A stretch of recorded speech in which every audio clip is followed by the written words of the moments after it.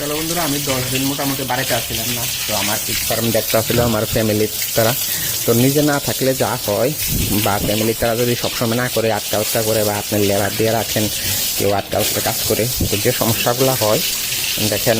আমি কালকা বাড়িতে এসে খাইয়ে ফেলে দেখি যে 3-4টা প্রবলেম হয়ে গেছে ফার্মে শুকরের। তো ওইগুলো তো আর তারা বুঝে না। তো দেখেন আমাদের শুকরের রেগুলার যে পায়খানাগুলো হয় মোটামুটি সবুজ সবুজ কালারের হয়, কিন্তু আমি কদিন বাড়িতে আসছিলাম না, ঘরগুলো ধুতেছি, এখন দেখেন এটার পায়খানা একদম কালা কয়লার মতো, একদম কালা কয়লার মতো। কিন্তু সব শুকরের পায়খানা সবুজই থাকে, যেহেতু আমরা ফিড খাওয়াই। তো এই যে দেখেন কালা কয়লার মতো। তো এটা দেখেন শুকাইও গেছে শুকরটা। তো আমার শুকর সাধারণত বাচ্চা দিলে এভাবে শুকায় না।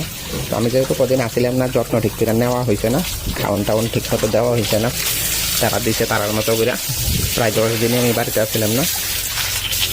তো এই প্রবলেমগুলো হয়েছে। কালকে আইয়া দেখি এটা ঘুমাই দিচ্ছে, খাওয়ান টাউন খায় না। তো এই যে কালা একদম। তো এটা একটা সমস্যা। এটা মানুষের যেমন আলসার হয়, শুকরেরও এরকম আলসার হয়। তো কালকে এসে আমি ওষুধ দিছি, আর লোকে প্রাকৃতিক উপায়ও আছে, প্রাকৃতিক উপায়ও খাওয়াইতেছি। এরকম যদি কালো পায়খানা হয়, 10-15 দিন যদি আপনারা ঘাস খাওয়ান তাহলে কিন্তু ঠিক হয়ে যায়। তো আমি কালকে আইয়া সঙ্গে সঙ্গে দেখে ঘাস দিছি, আজকেও ঘাস দিছি, খাইতেছে। খাওয়ান টাউন এতদিন খাইছে, কালকাতে একটু কম খাইতো, তারপরে ঘাস দেওয়ার পরে ঘাসও খাওয়ানো খা এখন, আর সঙ্গে মেডিসিনও দিতেছি।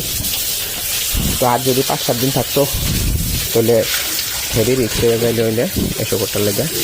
তো যাক, টাইম মতো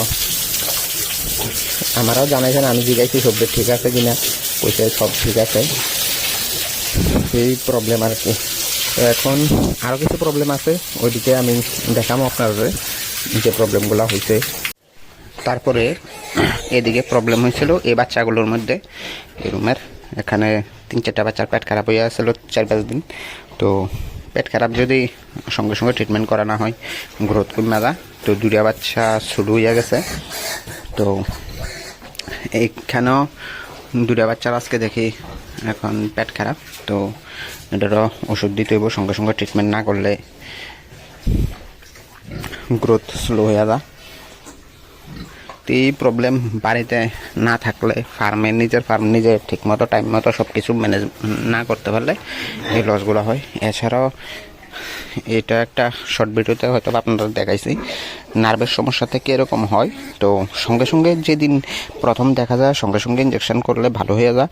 1-2 দিন দেরি হয়ে গেলে তো তারা তো আর বুঝছে না।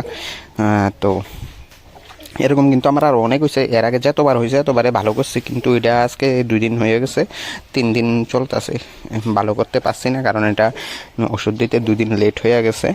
তো না হইলে এটা ঠিক হয়ে গেলে হইলে, এর আগে এরকম আরও আমার 4-5টা হয়েছে। তো সব সঙ্গে সঙ্গে ওষুধ দিলে ভালো হয়ে গেছে, কিন্তু এটারে আর ভালো করতে পারছি না।